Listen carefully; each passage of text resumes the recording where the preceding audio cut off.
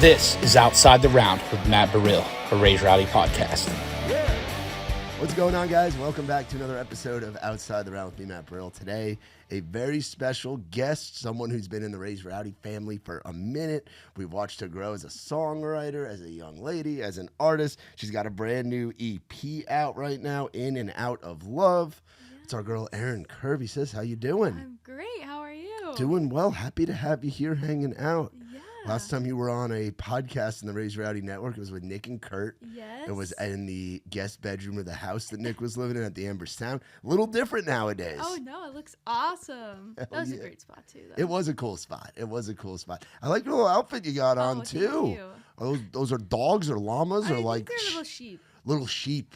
That's what I'm going to go with. Little sheep. Okay. Hell yeah. That's awesome. Well, how have things been going? Life's been good? Life has been really good. It's been interesting. Right now I have like 6 stitches in my back because I actually got a mole removed, and then last week I cut my finger and had stitches in my finger because I decided I was going to try to make pumpkin salsa and miss the pumpkin. So that's great, and music is coming out, so it's just a hectic time in my life. What is pumpkin salsa? I didn't even know that was a thing. Like, how does that? Yeah, I decided my roommate and I were doing this little dinner party, and we wanted to do Taco Tuesday. I wanted to stay with the fall theme. Yeah. So I looked up some crazy recipes, and it was pumpkin habanero salsa, and I was like, this is it. But you have to dice the pumpkin before it's cooked, so it's really tough. Yeah. And you have to use a really big knife. Yeah, dicing stuff, no pun intended, is dicey. You know, yeah. it's tough. I don't really do that. Luckily, my girlfriend loves cooking, so she usually does all that stuff. But yeah, I probably would have sliced my whole dang finger off if I was trying I'm so lucky. Dice a pumpkin. At least I can still play guitar. Yeah, I was just thinking that. Yeah, finger injuries not great for folks in your line of work. Not great. No, that's cool. Well, I'm glad that you're doing well. So let's talk about the project, In and Out of Love. How does it feel to have that thing out there for the world? Crazy. And all the work that goes into it? Yeah, it feels so insane. This project has been, 2 or 3 years of work, and I didn't even know when I was writing some of these songs that it would end up on this project. So for everyone to hear it, it's really exciting, but it's also terrifying. Why is it terrifying? I don't know. You're really just putting your heart on the line here. These are songs that I feel like I have just really worked so hard on. I worked on being vulnerable, and I love them so much. I feel so passionate about them that it can be terrifying to put that out into the public world. Yeah, I get that. They're all like your babies. They're like your children. Exactly. So let's go through some of the tracks that you got on here. So you start out with Nowhere Everywhere. Yes. Cool title. You wrote it with Aaron Armstrong and Sydney Kubit and Mitch and Ryan Coming. That's like a Raise Rowdy team of like guys and girls that we've seen playing our rounds and our events forever. So talk about that one. Yeah, that one was a song that just fell out of the sky. So Sydney had the idea, and I was like, I love this title. She didn't know where to take it, but we came up with this love story kind of song. And, we wrote it so fast. It was crazy. We broke some rules because there's a ton of different melodies in this song. And I love that. It made me just want to immediately release it. But the story's talking about, it's hard being in the dating scene and not finding the right person and just constantly feeling defeated. Especially in Nashville. Yeah. But when you find your person, you realize it's so worth it because I would go through it again, and that's exactly what this song is talking about. That's awesome. That's really cool. And I like that you have the different melodies in there because it makes the song stand out to where it is something different. Yeah. And any reason why you put that as like the first song on the project? Yes. The entire project tells a love story, and we'll kind of go through it and how it worked out. But starting there, like with being in love, being on cloud 9, I felt like that was the perfect one to open the story with. Okay, so you go from Nowhere Everywhere to I Think I'm in Love Again, which seems pretty self-explanatory. Wrote that with Ryan and Davis, and you had Erin produce that one. Yes, that's such a fun song. It is very much about a toxic relationship, and you're kind of getting that, and we kind of, there's some lines that are a little bit jokey, it feels like he doesn't take out the trash and he doesn't open my door, but there are a lot of relationships that are so true to that. There's a lot of girls that are going through that and maybe don't want to talk about it, and they're like, I'm embarrassed by this, but I really think I'm in love again because he says that he's going to change it, he's going to fix it. And that's exactly what this song is all about. That's cool. And it going from nowhere, everywhere to that. Yeah, Yes. I can see the progression of the story. Yes. Whiskey does. I love that you have a lot of the same co-writers on like the project as a collective. Like I'm seeing Sydney's name a bunch, seeing Ryan's name a bunch. Yeah. And it's like you wrote the project with your people. So I did. Talk about what it's been like to find like your people, like your co-writers, your squad that you like writing songs with. It's been really special. I am so blessed and so lucky to have the crew that I have. You know, I feel like I'm always writing with someone new every week, but always just throwing in that like Nashville family member, it just makes it so much better. And like Ryan and Davis, we've written so many songs together, but they are two of my favorite people just to work with together. We have a little group, and every time we write something that I love and I want to release. Yeah, that's great. How'd you first meet those guys? I met Davis at a round, and we were messaging on Instagram. Davis was like, let's write, and I wanted to, and I said, why don't you throw in somebody that you love? And he was like, my buddy Ryan would like to join. And I was like, okay, cool. And we ended up having a mutual friend, Ryan and I. So I had met him previously, but didn't realize that it was that Ryan. So when I walked into the room, I was like, wait, I know you. This is crazy. It was all a God thing. Totally worked out. Yeah. As a female artist, it's always a little tricky to find guys that write really well with girls. And it seems like you've done a good job of that, you know, because there's situations where sometimes the room doesn't gel, or it's different for some guys don't know how to write for girls, some girls don't know how to write with guys. Like it's a different kind of thing. So what makes those two, Davis and Ryan, so special for you? Like, what do they bring to a room, or what gels so well about you guys? I think because they are so different that it works out so perfectly. Davis is very, traditional country. He loves old country Florida music. redneck. Yeah, exactly. That's Davis. And then Ryan knows a lot about pop music, and he brings in this very commercial element. And so we mix the two. We're all learning things from each other. I'm learning things from both of them. Ryan and Davis are learning things about backgrounds, different music. And then we just come up with these songs that, they're country, but they're commercial, but they just tell a story. And that's why it works out so well. Yeah, so track 3, one that you penned with the two of them. A good little three-way right there with Ryan and Davis. Whiskey Does. Yes, this song, I love this song. I actually didn't plan on releasing this song on the project. Oh, those are always fun when you don't plan and then all of a sudden it's on there. I know, and to think this project wouldn't be what it is without that song, because it's literally titled one of the lyrics in this song. So I had another song in place of Whiskey Does, went into the room with Ryan and Davis, and I said, I'm cutting a project next week. I already have all the songs for that. But Ryan was like, I want a challenge. No, you don't. Yeah, exactly. And we wrote Whiskey Does. I came in, I was like, I just want to write something so sad, guys. Like, I'm on cloud 9 in life right now. Let's just get emotional. Let's write something really heartbreaking. And this is what we came up with.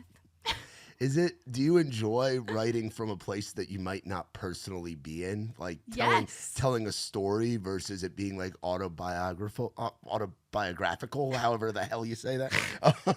Is it fun to kind of put yourself in, like, is it a challenge to tell the story, like kind of be an author? Like, do you enjoy doing that? Yes. I love it so much. I think it's really fun how songwriting is, because yes, I can go in with a story that happened to me, and oftentimes we'll write about that, but I also can put myself in a fake little world and make up these fake little people, and I don't know who this is going to relate to, and it ended up relating to so many people, which is insane. Like, songwriting is just crazy. Yeah. Do you read a lot of books? I do. I was going to say, that sounds like someone that reads a lot of books and has their favorite authors and enjoys storytelling. And it's like, instead of just writing a book, you're singing a chapter of a book in 3.5 minutes. Yes, that's exactly what it's like. And when I'm reading books, I always read the sad ones. Yeah? Yeah, I think that because I'm very blessed with my life, not looking to make it any sadder, but for some reason I love to just listen to emotional music and read emotional books and just be in this new space and feel something that maybe I'm not feeling. That's cool. How many books are you reading like on average? I'll be honest, I haven't like read a book from front to back in a long, long time. That was me. And I picked it up a couple summers ago. This year has been very slow. Not good on the reading Well, front. because you've been busy with all kinds of other things, This right? is so true. Yeah. But when I started reading again, I think that summer I read like almost 40 books. 40? Yeah, I was averaging, if I really want to read a book, I can average like 3 to 4 a week. Really? Yes.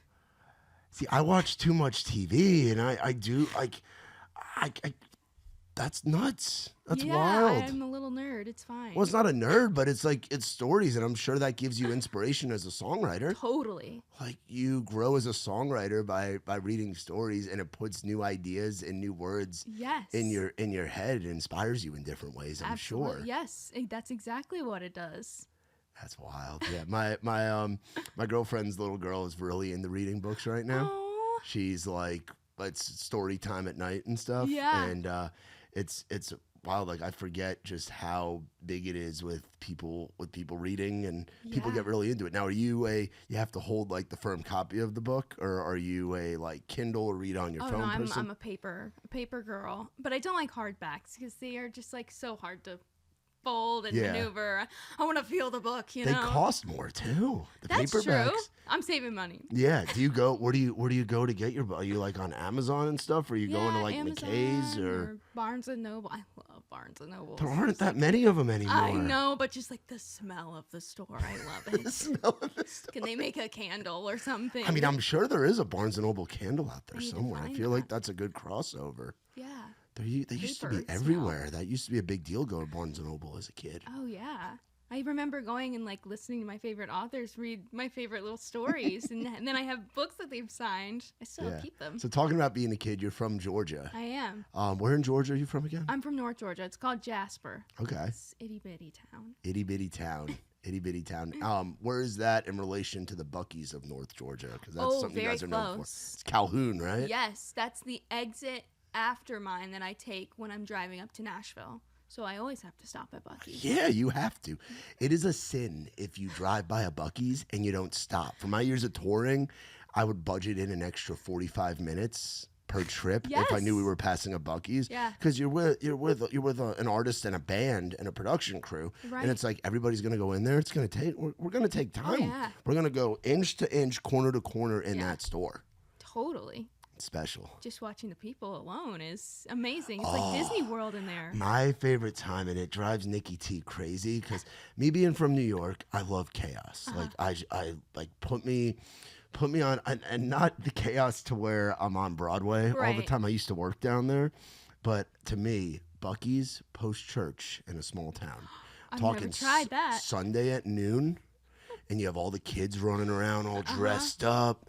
It's chaos. It's packed. Sounds great. I love the people watching. I'll just go. Sometimes I don't even get anything. I'll hit the bathroom, but I'll just go and just people watch. It's Oh, like I got to yeah. bring a little chair or something and just sit there. And No, just, you just get one. A lounge chair with a beaver on it. yeah, because they have They have everything those. there. Yeah. They really, really do. But I love the chaos of Buc-ee's. It is like a Disney type of thing. It's awesome. And how long have you been up here in Nashville now? About 3 years. 3 years. And you're Yeah. how old again? I'm 21. You're 21. Well, actually, I'm 22. I just turned 22. Well, happy belated birthday. Thank you.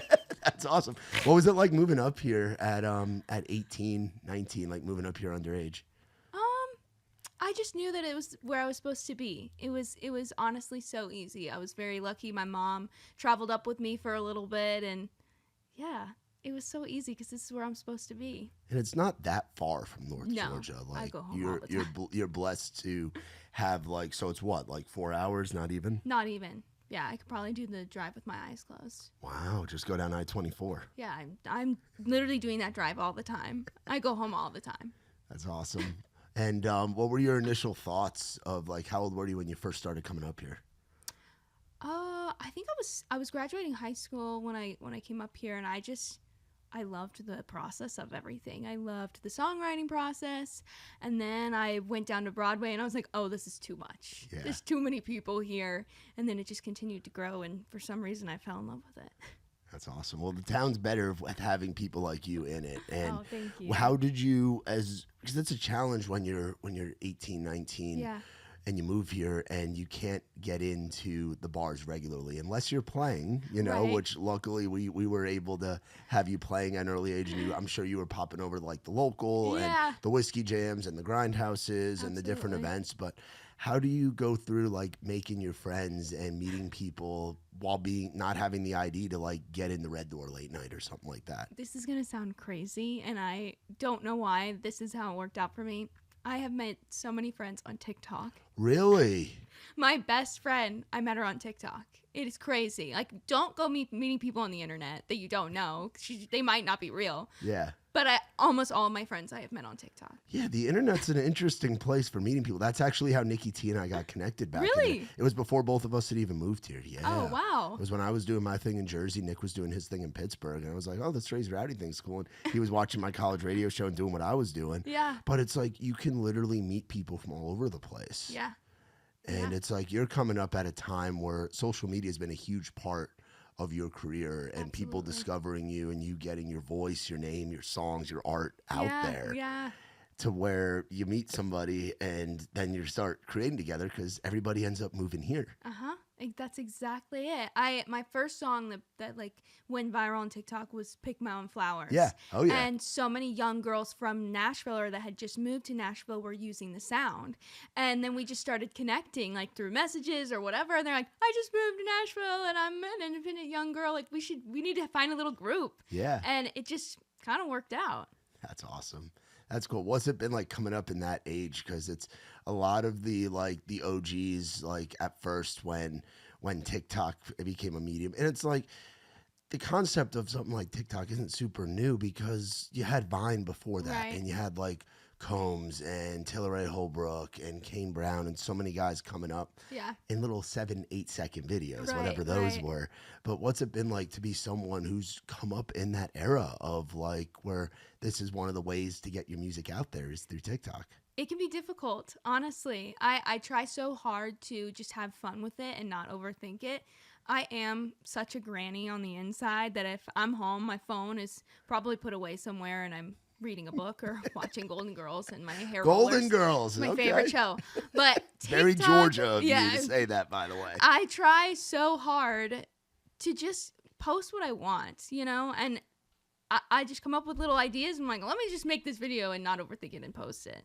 Because there's so many ways to overthink it and then you're messing it up. And it seems like the content that does well is the stuff that you just don't think is going to do well. What's an example of that? What's like Oh a my video where gosh. you're like, dang, I didn't think this was going to do that. So I posted a video on... I have a burner TikTok where I just really post Well, I anything feel I like want. when you have one, when you're doing it, when it's such a huge part of your career, Yeah. and like the business side and your life in that sense, you gotta have one where you're just going on there and enjoying it as a consumer. Yeah. So I think a lot of creators and artists and people that do TikTok as part of their business have those. So don't feel Yeah. bad about having a burner. I But have continue, it's my go on. spam TikTok. Yeah. I post 10 TikToks a day. But the first one that really did well was me in my silk bonnet and my cheetah print pajamas, waking up and being so excited about pumpkin spice day at Starbucks. And it was my roommate and I just jogging on over, and everyone was like, oh my gosh, thank you so much for reminding me. Here's my drink with 500 pumps of caramel sauce on the cups. And that was like, I didn't think that would do well. Are you Yeah. kidding me? So a lot of it's like being silly and just being fun. Like you Yeah. say, just having fun with it. Yeah, totally. I've posted videos of me in my closet throwing my clothes around. 1 million views. I'm like, Wow. but why? Maybe I should start singing while I'm doing these things. Well, it's because you're a young 22-year-old girl, and other 20-something-year-old girls relate to that, Yeah.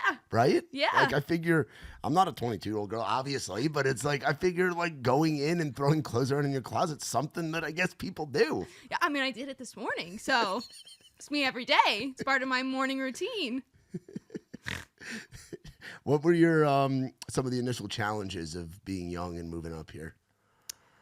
Ooh. Or if you're not really, it seems like you've just embraced everything and just had a lot of fun doing it. Yeah, I really have. I think that patience can be the hardest thing for me in any aspect of life, especially in the music world, but also patience in finding your crew, finding your songwriting crew, finding your friends, because you have to trust that those people are going to come along, and you can't try too hard because then it's not authentic.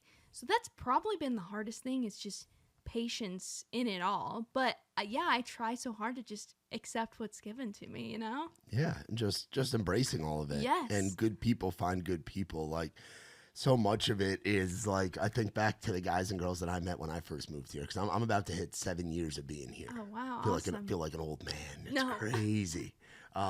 But it's like I'm still like, you go through kind of chapters too. It's similar to like when you're growing up and you're in school, in your elementary school, middle school, high school. There's very few people that start out as your friends in like kindergarten or first grade that you keep up with all the way through high school, and then you keep up with on. And Nashville's kind of felt like that. Like, you go through, you've been here, you said 3 years, so I'm sure you still have a lot of those same folks. Yeah. But over time, you meet new people and friends. Everybody, in the ideal world, everybody's winning, and you guys all get so busy that you can't hang out all the time anymore. I know. I'm sure you're running into that now. Yes. I mean, I try so hard to prioritize time with my favorite people. And right now, we're doing Dancing with the Stars nights. That's where the pumpkin salsa comes in. But we just try to prioritize. Yeah, full circle here. I try really hard to prioritize my favorite people. Yeah. And then I'm like, even with the show that we're doing, I'm trying so hard to find the people that are just like my friends and that I love working with, you know? Yeah, that's awesome. I haven't watched Dancing with the Stars in years. I will say, as a young boy, as like a young, I was probably like 11 or 12. Julianne Hough was one of my early like celebrity crushes. My mom used to DVR like TiVo the damn Dancing with the Stars. Who are the people on it right now? Like, who are the stars? Well, to me, Andy Richter is like, oh, Andy Richter's doing favorite. it? No shit. Hey, everybody better vote Andy 10 times to 21523 every Tuesday if you're free, okay?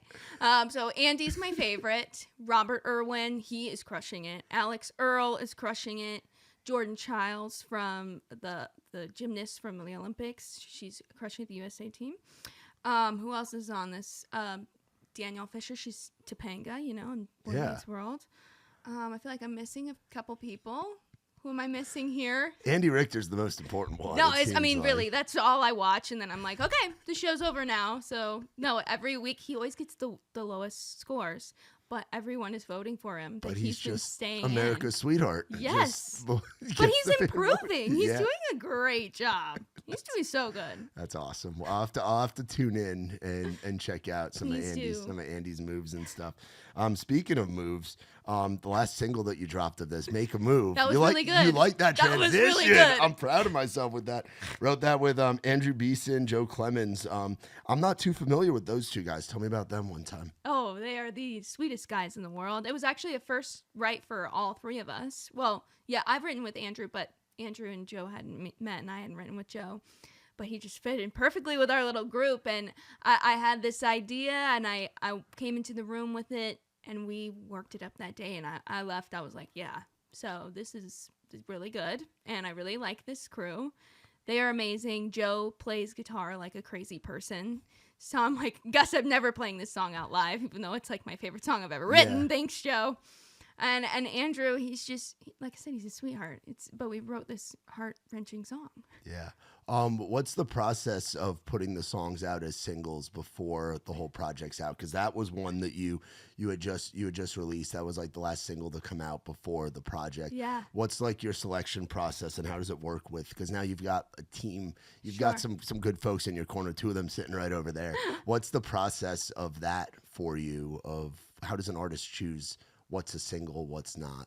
It's difficult. I knew for me, Make a Move was a single from the moment that I had written it.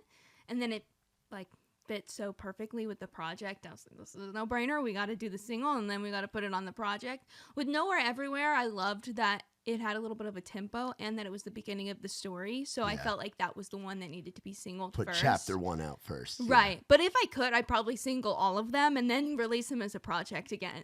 Yeah. What's it like having a team to collaborate with? Like, that's something you moved up here as young and through your first big song out there and all of that. But now as you've grown, you've got more people in your corner. Mm-hmm. What's it like having that support system?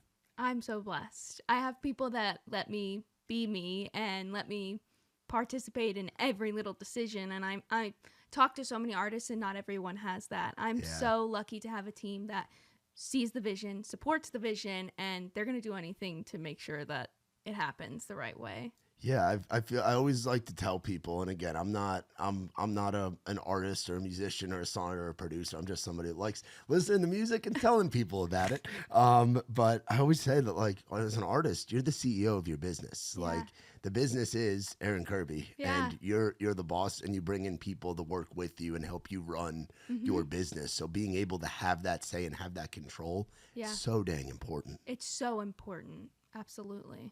Yeah, it's special stuff. What else do you like doing besides watching when you're not doing the music stuff? We know you like reading books. Yeah. We know you like watching TV. So Golden Girls, Dancing with the Stars. What are some of the other hobbies that young Erin Kirby likes doing? Some of my grandma hobbies. I've tried to sew. I have a sewing machine. You have a sewing machine. I do, Let's but go. don't ask me to make you anything. Okay. Because some things might be good. Have you tried making stuff? Have you used it? Oh yeah, my friends and I, we've made like little tops and bags and headbands, and we just get together and we're like sewing our fabric, down the line. I'm like, oh no, this one messed up a little bit. It's part of its character. I paint. Everything I do, I feel like, is pretty creative. I feel like I have a lot of creative outlets. So I paint a lot, and I hang a lot of my paintings. I've done one of my dog and whatever. I decorate my room and my apartment like it is my full-time job.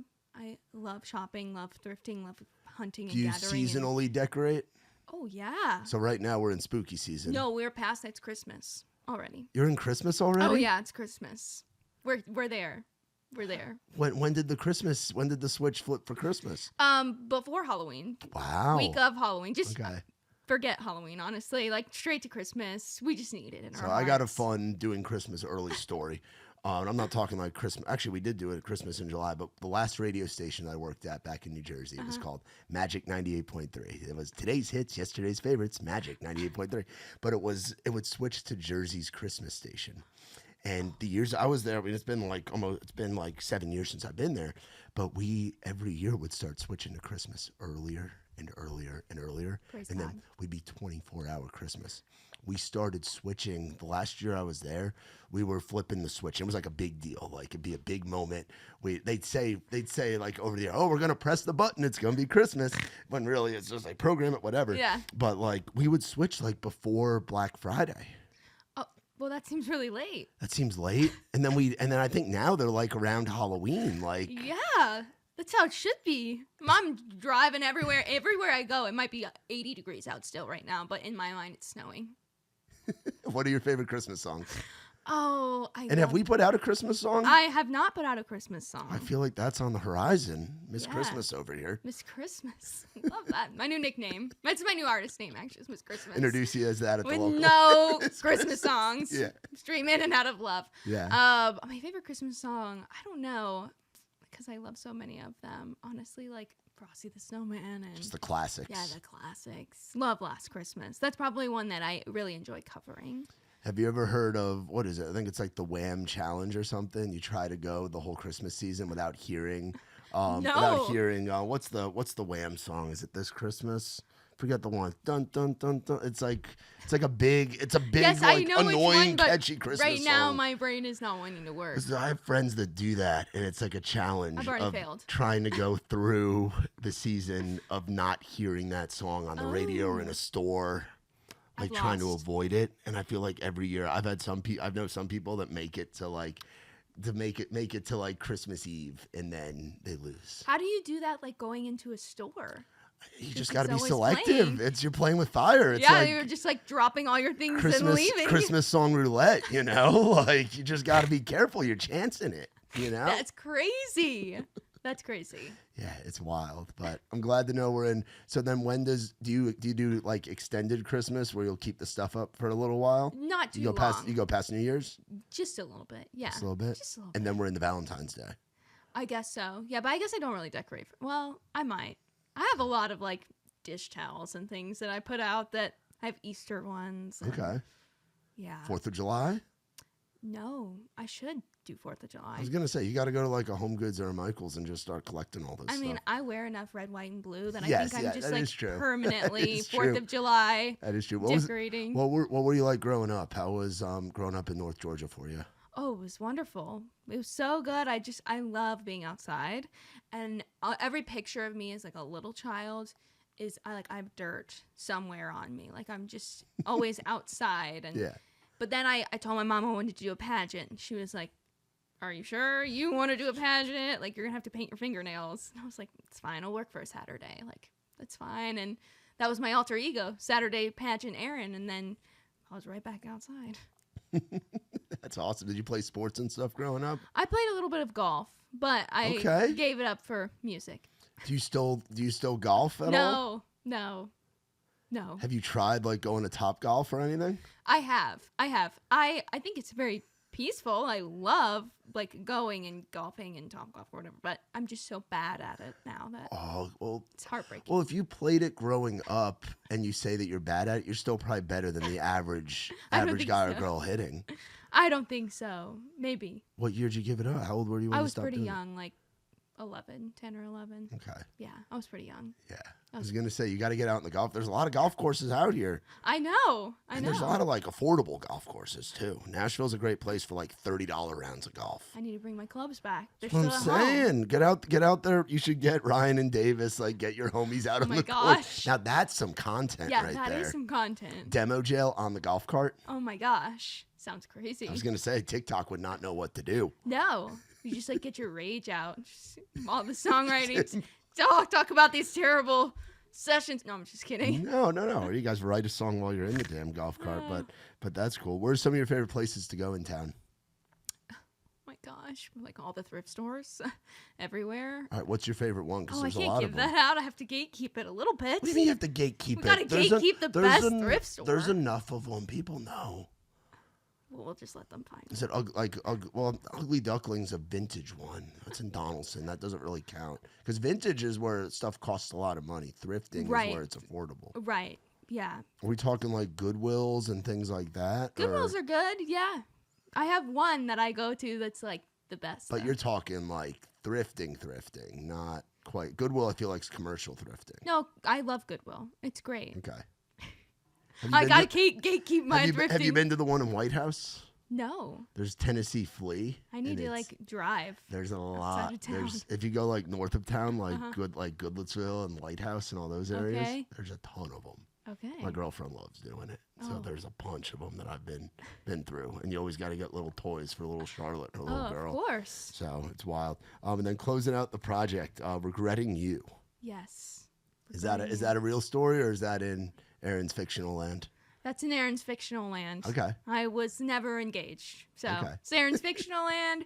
But I had this idea in the car coming up from Georgia. I was driving up before my session that day, and I wrote it with Gabe Faust and Sydney Cubitt, and I was like, I have this idea about, it's called Regretting You, but you're not regretting them. And it was just instant hook. Again, song fell out of the sky. All of these songs we finished in a day. It was never we're gonna come back to it. Like these songs were just meant to be. They were meant to happen, and Regretting You is one of those. So it's kind of an interesting way of closing out a project and just saying, you know, I don't regret everything we went through. I don't regret any of those moments. Kind of connecting back to Nowhere Everywhere. Like I don't regret it because when I find my person, it's all gonna work out. So then you can just replay the entire project over and over again.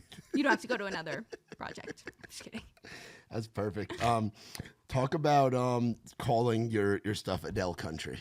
Oh yeah, crazy. Adele was the first like artist I ever covered, ever wanted to sing. I just love her. I look up to her so much, and I felt like that's where I'm supposed to be. I wanted to be authentic in myself, and if that's the songs that I love and stuff I love to sing, I want to write some of that for myself. But I'm a country girl, so we gotta make it, you know, like Erin, and now it's country Adele. Do you do a lot of karaoke?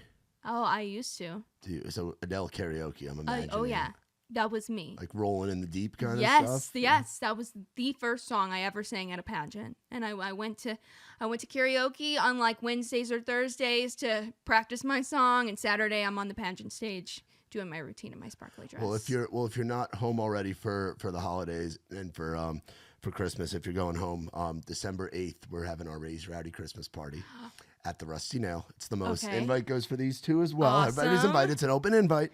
And everybody watching too. If you're watching this, come hang out. We do it at the Rusty Nail. Okay. It's very come one, come all. We just ask everybody bring a toy because we do a toy drive with it. But everybody just sings karaoke all night at the Nail till like 2 in the morning. Oh, now I'm going to have to sing Rolling in the Deep. You're going to have to. I just set you have up for to. that. Now we got Erin Kirby singing Rolling in the Deep and whatever other songs, but it's a lot of fun. But we'll have to see. We'll have to, because you've done the Nail with us before, Yeah. right? Oh, yeah. What a great spot. It's a special place. It but is. It's where we like doing our Christmas party because so it's not like a Christmas party of like where everybody has to get. If you want to get dressed up, you can. Yeah. But it's very much like, hey, just come and hang out. There's free Yeah. parking. Yeah. The drinks are cheap, and just sing karaoke. Yeah. And we do a buffet of all the finest fried foods of the Rusty Oh, Nail. that sounds great. I'm Pizza there. rolls, chicken nuggets, mac and Oh, cheese my bites. gosh. I'm there. And it's on a Monday night, so it's nice. a wild time. Talk about some of the opportunities that you've gotten to do going on the road. Kelly Pickler, Lone Star, Colt Ford, different things you've gotten to do as far as touring. Yeah, it's crazy. A lot of those were in Georgia, and they were when I didn't even know I was going to do country music. Yeah. It's the God just works in crazy ways. The Lord works in crazy ways. He's like, I'm going to give you these opportunities, and then when you get older, you're going to fall in love with country music, and it's all going to circle back. So, yeah, it's really cool to say that I've been able to open for those people. Now that we've got this project out, what are the goals going in next year? More shows. I would really love to play more shows. I love performing, and I would love to just play this project live, you know? Just get on the road and go Yeah. out and do it. That's my biggest goal, and obviously releasing more music because I've been writing a lot, and there's a lot of songs that I still really love that I want the world to hear. Yeah. What would you tell that young wide-eyed girl that moves up here from North Georgia 3 years ago? Like, knowing what you know now, what would be a message if you could hop in a time machine and tell that girl something? What would you say? I would tell her to write music that she loves. Don't try to stick to the trend or figure it out in a way that's like, I need to do what people are telling me to do. Just write the music that you love. That's awesome. Well, I'd say that you hit the goal with this project. Thank It's you. awesome that it's out, and I'm excited to see what the response is going to be to it. Yeah. And I think the rocket ship, we've been watching you for years, and we've been lucky to call you family for a while, thank but you. it's awesome to watch you grow, and I can't wait for the next one after this one and seeing you out there on the road and just watching it all grow. So just keep being you, sis. Thank we you. love having you. And do we have anything else coming before the end of this year, or it was really the goal was this project? The goal was this project, and I'm so glad that we got it out just in time. So That's awesome. Yeah. Well, I appreciate you coming on here and hanging out. thank you so much. It's always a pleasure, and I'm excited for the takeover night Oh yeah. at the local. Yes. Is gonna be awesome. It's gonna be awesome. We have very special people coming, and Yeah. I'm really excited. Yeah, and the local's a spot you're very familiar with, right? Oh yeah, great food. Please come eat. Great. Wear your stretchy pants. Great food, free parking.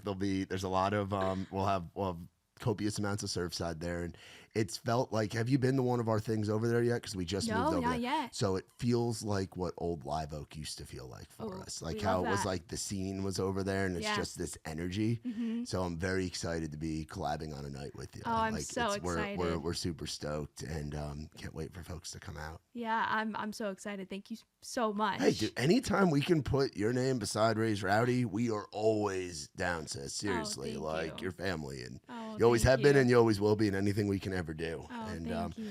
so everyone can find you looking up Erin. What are your handles again? It's Erin Kirby Music. Erin Kirby Music. Easy peasy. Go check it out and try to find the burner is out there, but we will not reveal the name of that or the thrift stores or any of that No, stuff. those You are gotta- our secrets. You got to dig, and if you see a viral video of a girl throwing clothes in her closet, then you will know. That was me. that was Erin. And vote for Andy Richter. Yes, please. Andy, 10 times to 21523. Thank you. I love it. Well, y'all be sure to go and check out In and Out of Love, the new project from our girl, Erin Kirby. Go stream the heck out of it. And if you're in Nashville when this episode comes out, it's coming out the day that the event is happening. So if you're Ooh. watching it day of and you're here in town, come hang out at the local, eat some chicken fingers, drink some Surfside, and listen to some great music from Erin Kirby and her friends. Well, thank you so much for hanging out. Shout out to our friends from Surfside, vodka lemonade, vodka iced tea. This one's nice and cold. Y'all be sure to go. No bubbles, no troubles. It ain't a seltzer. It's a Surfside. And for more on us, visit raisedraowdy.com. For my girl, Erin, I'm Matt Brill. This has been Outside the Round.